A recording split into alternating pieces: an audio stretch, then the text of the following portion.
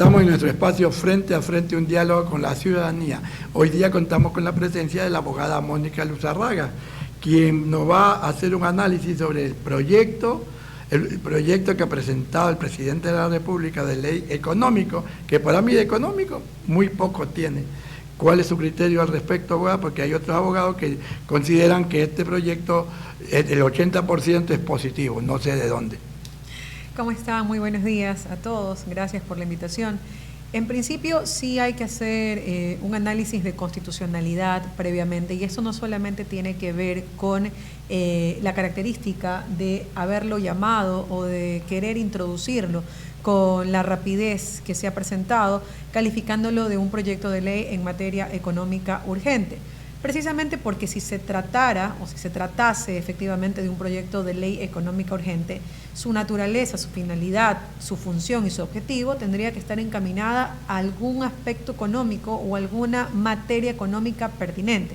Y lo que nos damos cuenta cuando a primera vista leíamos inicialmente el proyecto denominado para desarticular economías criminales o llamado Ley de Solidaridad Nacional, es que no termina aterrizando en una propuesta que realmente de carácter económica vaya atada a esta facultad que tiene el presidente de la República de forma exclusiva para poder generar estos tipos de proyectos de ley, que ya incluso en la época del presidente Lasso, cuando se aplicó la muerte cruzada y a la Corte Constitucional le tocaba revisar efectivamente estos proyectos de materia económica urgente, la Corte Constitucional le dijo claramente a Lasso que aún cuando existe esa facultad de enviar proyectos de materia económica urgente, pues tienen que ser económicos para que sean urgentes. Es decir, tienen que servir para paliar algo en la economía en este momento que no se puede hacer con ninguna otra ley.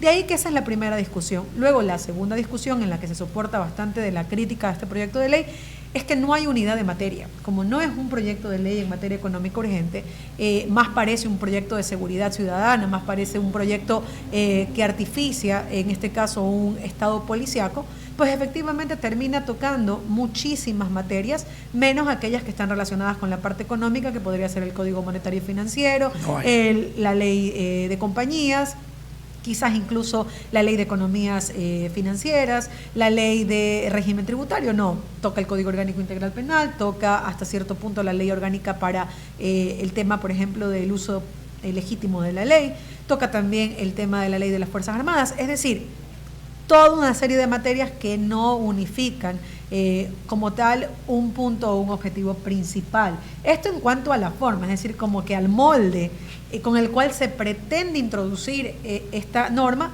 saltándose ahora sí el procedimiento parlamentario normal que tiene que darse entre el tratamiento de leyes, que es el primer y segundo debate, y los tiempos necesarios para debatir adecuadamente estos proyectos de ley. Todo esto se elimina producto de esta calificación de materia económica urgente, que evidentemente termina siendo la parte de la forma más que del fondo, porque el fondo también pues obviamente tiene sus particularidades. Ahora se dice que la Asamblea ha aprobado que puedan venir tropas extranjeras a nuestro país, pero todavía tendríamos que ir a una consulta popular y que el referéndum del pueblo lo apruebe, digo yo.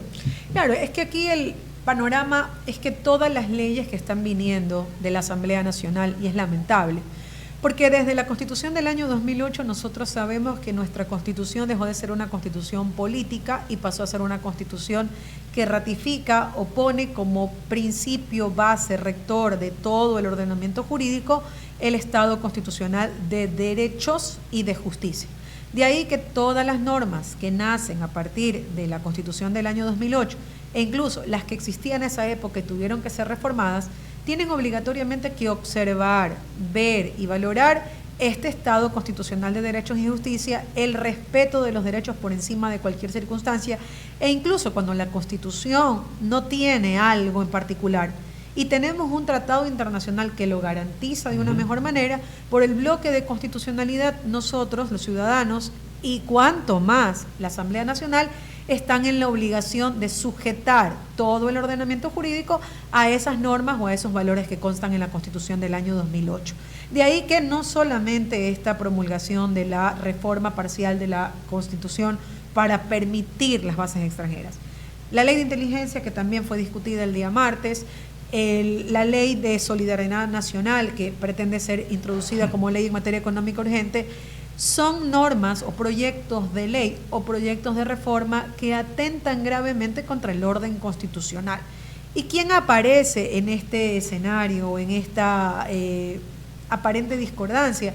¿Por qué? Porque si no tenemos asambleístas responsables que además adecuen los ordenamientos o los futuros ordenamientos jurídicos a este respeto progresivo de los derechos, pues hay que recordar la vigencia de la Corte Constitucional como la institución garante de poner límite, de poner freno a estos actos de arbitrariedad que no solamente nacen del Ejecutivo, sino que pueden nacer de cualquier institución pública, más aún de la Asamblea Nacional, a quien sí creo yo que tiene que llamársele la atención, porque si eres legislador es para darle a la ciudadanía leyes justas, pero sobre todo leyes constitucionales. Esto de andar enviando cada vez y cuando leyes que transgreden la Constitución, que transgreden el ordenamiento jurídico, que ahí entran en franca contradicción con derechos, con precedentes jurisprudenciales, con normas que ya han sido aceptadas, es lamentable, porque además desgastan a la Corte Constitucional, que cada vez y cuando tiene que salir emitiendo pronunciamientos, diciéndoles, esta es la interpretación que usted tiene que darle a la norma. Esta es la interpretación a favor de los derechos. Y recordemos, cualquier norma, cualquier derecho, cuando entra en duda en cómo es o cómo debería ser su aplicación, el estándar constitucional es que siempre se va a dar la interpretación o la aplicación que más favorezca a la vigencia de los derechos humanos. Derechos humanos que nosotros los tenemos reconocidos desde la Revolución Francesa, es decir, que no es un invento de hace 10 años, no es que nació hace 4 o 5 años, o que es un invento de las nuevas generaciones, o que es cosa del progresismo. No. Desde el momento en que se genera esta Revolución Francesa, nosotros reconocimos los derechos humanos y además el Ecuador ha sido no solamente parte de estos tratados, sino que además los ha suscrito y los ha ratificado como parte de su ordenamiento jurídico. Así que estamos en la obligación de observarlos y acatarlos, salvo que alguien me diga, pues ya no queremos ser parte del sistema interamericano de derechos humanos, ya no queremos reconocer derechos humanos, que son voces que se alzan, sí, pero en estas propuestas autoritarias, en estas propuestas fascistas y desconocedoras de los derechos humanos de las personas. O este proyecto de ley, estoy casi muy seguro, y mucha gente lo dice, lo presentó también El Salvador, el señor Bukele. Y este mismo proyecto, cuando estuvo en El Salvador, el señor presidente de la República, Daniel Noboa, se lo tiene que haber entregado al señor Bukele, y lo que él ha hecho es simplemente, más o menos, copiar todos esos planteamientos, pero se olvida que el señor Bukele, la gente de los derechos humanos lo ha sancionado, porque él no ha cumplido esta ley. Además hay algo que es más importante que eso. La gente aquí siempre critica y siempre ha dicho que detesta las dictaduras. Detesta las dictaduras. Toda la vida. Les molesta Venezuela, les molesta Brasil, les molesta Cuba, les molesta la propia Colombia hoy en día, les molesta. O sea, sí, estos procesos dictatoriales que regularmente y mal los asocian siempre con el socialismo, ¿no? Claro. Y dicen, sí, es que todos los procesos de izquierda son procesos dictatoriales. Bueno, pues habría que cuestionarnos también por qué no les molesta la dictadura de El Salvador, por qué no les molesta la dictadura de Nayib Bukele, quien francamente y abiertamente y flagrantemente, aun cuando su constitución lo prohíbe, ya va por la segunda reelección cuando la Constitución no lo permite. El Nayib Bukele que sacó de funciones a la Corte Constitucional. El Nayib Bukele que se tomó la Asamblea Legislativa y decidió desconocerla. Entonces sí hay que cuestionarnos en la objetividad. ¿Nos molestan todas las dictaduras o solo nos molestan las dictaduras que no nos parecen chéveres, que no nos parecen cool o las que nos convienen? Y más allá de eso, creo que el derecho penal nunca va a ser popular, por si acaso. No les va a gustar. Pero el derecho penal nace precisamente de la renuncia de nosotros como ciudadanos a la barbarie, al primitivismo, al querer resolver todo con la venganza privada. Nosotros, en algún momento como sociedad, no el Ecuador, el mundo entero dijo, ok, le vamos a poner fin al ojo por ojo y al diente por diente porque pues estamos matando a todo el mundo. Y vamos a entregarle esta facultad punitiva exclusivamente al Estado. El Estado se va a encargar de tipificar las infracciones y sancionarlas. Y como tampoco queremos que el Estado sea un Estado arbitrario, un Estado abusivo, un Estado que decida mañana matarte o mañana perdonarte, entonces vamos a poner estándares. Esos estándares se llaman debido proceso. Eso funciona en cualquier país decente. Y yo justo el otro día comentaba, el termómetro de un país que funciona no es cuántas cárceles tiene, ni cuántas personas tiene en la cárcel. Correcto. La socialdemocracia, donde funciona con el termómetro de necesito más escuelas, no necesito más cárceles. No tengo personas que encarcelar. ¿Y por qué creen que no tienen personas que encarcelar? Porque tiene seres humanos, ciudadanos respetuosos, honestos, comprometidos, que además el Estado les cobra impuestos, pero a la par les garantiza servicios públicos de calidad. Lo que no Entonces hay la ahora. gente no tiene para qué robar, no tiene para qué mentir, no tiene para qué engañar, no tiene para qué estafar, porque cumple con su obligación de trabajar y pagar impuestos, pero al mismo tiempo recibe del Estado, la socialdemocracia recibe del Estado seguridad, salud, educación de calidad.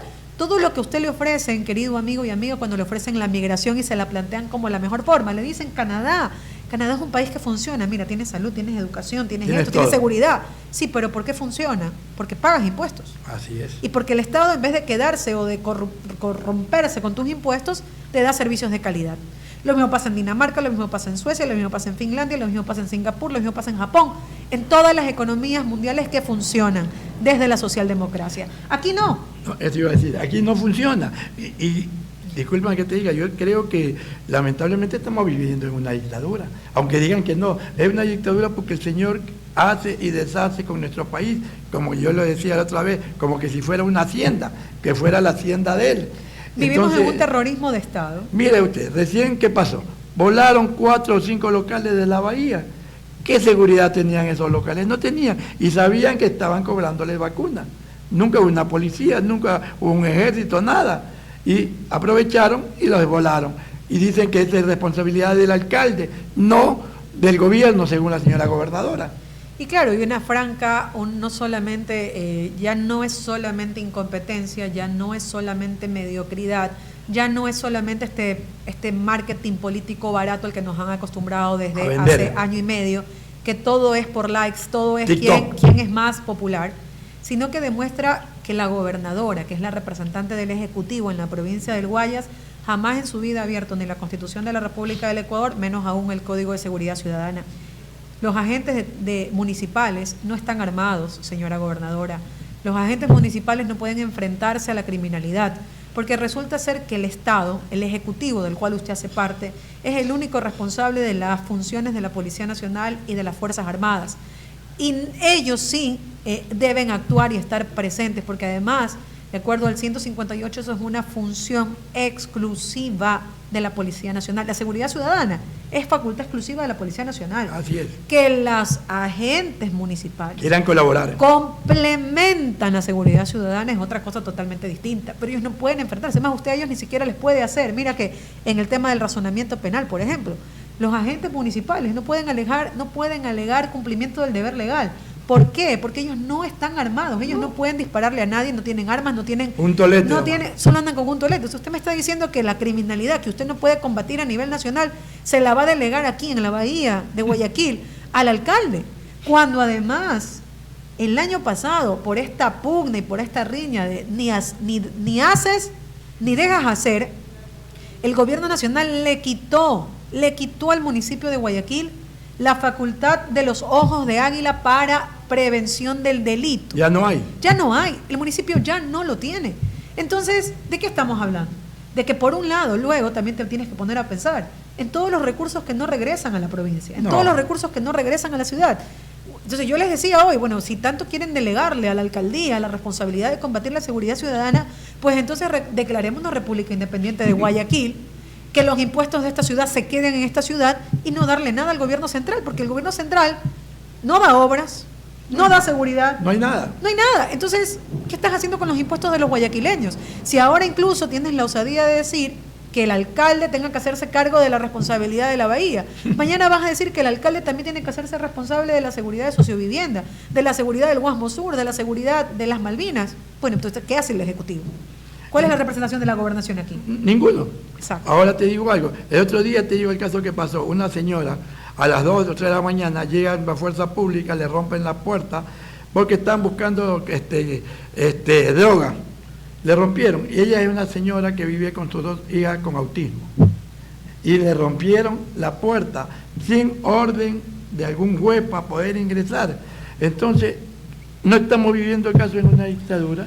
Por supuesto, y en una, yo le llamo más que dictadura un terrorismo de Estado, porque a la suerte de todo el miedo que han infundado, de esta supuesta guerra interna, que no es guerra interna, finalmente termina siendo delincuencia común desbordada, que ha hecho de las suyas precisamente por esta permeabilidad del Ejecutivo y de la fuerza pública de no hacer absolutamente nada, pese a que tiene 3% del IVA, pese a que el año pasado se gastaron 60 millones en la consulta popular para decir que con eso se solucionaba todo, pese a habernos vendido la extradición como la gran solución a los problemas del país. Luego de todo eso, siguen dependiendo de estados de excepción, que ya la Corte Constitucional le ha dicho, señor presidente, se llama estado de excepción porque tiene que ser la excepción y no la regla general. Y usted ha gobernado bajo estados de excepción que permiten cosas como la que usted narra y que precisamente están haciendo que la fuerza pública se sienta por encima de la Constitución y de la ley, se sienta por encima del poder civil, se sienta por encima de atropellar, vulnerar y hacer lo que quieran, porque, y ojo, esto que ya lo hacen, porque no es que no lo hacen, ya lo hacen todos los días. Ahora se pretende legalizar. Esa es otra cosa. Legalizar. Ahora pretenden que todo lo que ya hacen, que son vulneraciones por las cuales tienen que responder, ahora se legalicen a través de esta ley llamada Ley de Solidaridad Nacional y Ley de Inteligencia. Es decir, un Estado policíaco, un Estado donde prima la fuerza por sobre las personas. Y en los procesos de autoritarismo, eso abre, si es que ya no, y ahí sí coincido contigo, las puertas a las dictaduras. Ahora, ¿a quién va a perseguir? Exacto. ¿A quién van a perseguir? ¿No será acaso que van a perseguir a los dirigentes sociales que no están de acuerdo con este gobierno y van a decir, no, son terroristas de Estado y los van a meter presos? Y es la lectura que hay que darles, porque casualmente, y ojo, revísenlo, esto no es algo que nosotros nos inventamos. Así es. En las discusiones del proyecto de ley, en las comisiones, uno de los temas que uno dice, a ver, tú me estás diciendo que tú quieres atacar a las economías criminales, a los GDOs, y uno tiene claramente determinado quiénes son los GDOs en este país, o al menos cuáles son los nombres que nos suenan, ¿no? Y si esa es la razón, ¿por qué cuando se debate el proyecto de ley? Policías nacionales, el 80% de los que han ido a justificar el proyecto y apoyarlo son policías. ¿Por qué razón en la discusión entran cosas como en las protestas sociales se infiltra el crimen organizado financiando estas protestas sociales? Las protestas sociales no son financiadas por el crimen organizado. Jamás. Han respondido siempre a esta lucha social, a este reconocimiento de la lucha de clases, a la reivindicación de los derechos, a la libre determinación de los pueblos, al derecho a la resistencia como un derecho no solamente humano, sino un derecho constitucional reconocido por la Constitución. Y esto tiene que ser una alerta y un llamado a los líderes, a los representantes barriales, a las personas que de una u otra manera todavía alzan su voz por las luchas sociales. Mañana o pasado sale una ley abiertamente inconstitucional, lesiva a los intereses de los trabajadores, a los intereses de las personas, a los derechos humanos, etc. Y convocamos o nos autoconvocamos a una marcha. Y va a ser muy fácil que con un informe del CIES digan, esta marcha fue financiada por economías criminales. Así es. Todos presos, todos investigados. ¿Y saben cuánto va a ser la pena por eso? 30 años. Claro, eso es lo que decíamos nosotros el otro día. Entonces, ¿para qué sirve? ¿Sabe para qué sirve? Para disuadir las luchas sociales. Así es, la para idea. Que nos dé temor, terror, salir a las calles porque nos van a decir terroristas financiados por las economías criminales. Es que esa es la idea. Y que el miedo sea el gran motor para que se instaure este régimen fascista, este régimen autoritario, este régimen dictatorial, que ahora tiene no solamente el poder económico, porque estamos siendo gobernados por la élite de este país, sino también que ahora, por elección, por democracia, les dimos el poder político. Así es. Entonces, ¿quién nos frena ahora si son dueños de todo? Bueno, pues los únicos que pudieran hacerlo son los líderes sociales. Sin embargo, pues ya vemos cómo este mismo proyecto de ley pretende ser un catalizador para callar las voces sociales. Ahora no te olvides, por ejemplo, la gente ¿qué quiere? Quiere salud, quiere educación. La educación está por los suelos. La salud no hay nada en los hospitales. Yo decía ayer que no existe absolutamente nada. La gente va y tiene que comprar los medicamentos. Hasta algodón, jeringuilla, gasas, todo. Entonces, ¿de qué ¿De qué nuevo Ecuador estamos hablando? Sí, ha habido un acuerdo económico en el cual Pachacuti vendió por dinero sus votos, cierto sector de Pachacuti, no todo, 6. Eso era el viejo país, pues, lo que se hacía antes en el viejo país.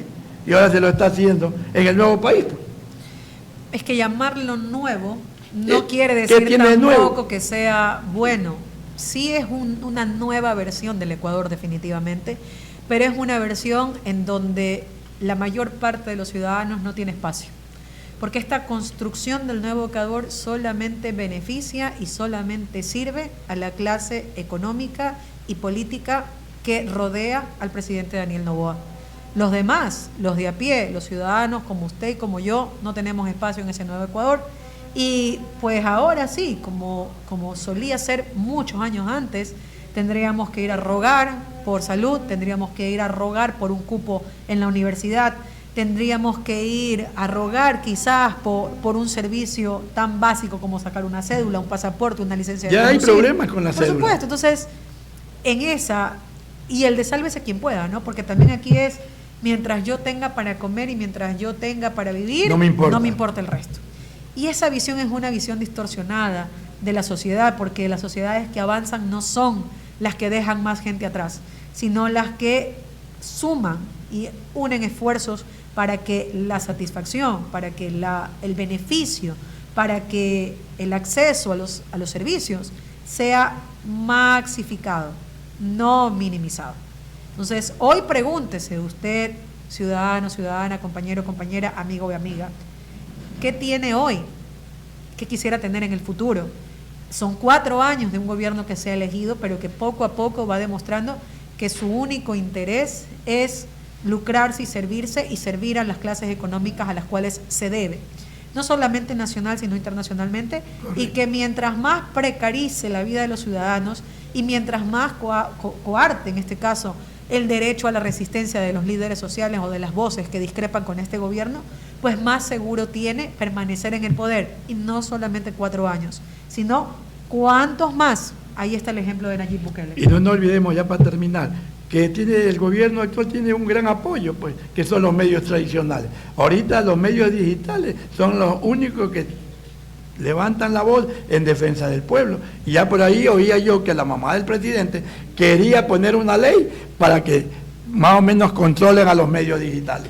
Por supuesto, y esto en su momento, recordamos todos que al presidente Rafael Correa siempre se le decía que era el autor de la ley Mordaza, precisamente porque en ciertas ocasiones se confunde la libertad de expresión con el desprestigio, el daño, y aún así, todas aquellas personas que de una u otra manera hacen parte del quehacer público y que se deben a la ciudadanía porque son representantes de la ciudadanía, tienen que aceptar ser escrutados, que se les pida rendición de cuentas. Controlados, etcétera. Pero a ver, sí, es verdad, casualmente antes de la posesión, la asambleísta, hoy ya asambleísta en funciones, Anabela Asín, dijo que ella creía que era importante no solamente regular los medios, en este caso no tradicionales, las plataformas digitales, sino también las redes sociales. Imagínense. Entonces mañana que no les sorprenda que de repente amanezca silenciado el perfil de Mónica Luzárraga, el perfil de la Unión Nacional de Periodistas, porque les son incómodos al gobierno y porque pueden ser nuevamente con los informes secretos del CIES, del Centro de Inteligencia Estratégica del Gobierno, ser calificados como voces que pueden perjudicar o poner en peligro la seguridad del Estado. ¿Cuál Estado? El que a ellos les interesa mantener. Entonces, ojo, que todo aquello que algún día rechazamos y decimos que nos parecía mal en otros gobiernos, pues que también nos parezca mal ahora, ¿no? Y no así que ahora nos sintamos cómodos solamente porque nos gustan los TikToks del presidente o porque su esposa nos parezca la representación de un cuento de Disney. Cuidado. Cuidado termina siendo ese eufemismo, esa maravilla, lo que ahora nos tenga definitivamente cegados y silenciados. Para terminar, no te olvides que ahora ya va a venir una nueva asamblea, una nueva elección para la cuestión de la reforma, con la cuestión de las tropas extranjeras aquí en nuestro país. Esperemos que la gente analice si es bueno o es malo. Yo te digo que en Colombia hay más de 8 cuestiones de estas tropas norteamericanas y no ha pasado nada, sigue la drogadicción en Colombia. Aparte que no creo realmente que el presidente de la República se vaya a lanzar un proceso nuevamente de referéndum por una pregunta. Entonces sí, hay que cuestionarnos qué más se puede venir. Así es. ¿Qué pasa si mañana, por ejemplo, como materia económica urgente, dicen que se suba la edad de jubilación? Así es. Cuidemos. O se privatiza el seguro. O se privatiza el seguro social. O la educación. O la salud. educación, exacto. Entonces, veamos qué depara el futuro de Daniel Noboa, pero sobre todo, Son ya con el 4 años. antecedente de lo que está pasando y de lo que pretenden hacer, sabemos que lo que buscan es callar precisamente la protesta social y que la gente que como nosotros, como este medio, como otros medios de comunicación no tradicionales hagan, buscar silenciarnos para que no llegue a la ciudadanía la verdad. Mónica, te agradezco mucho tu visita, de no haya aceptado la entrevista.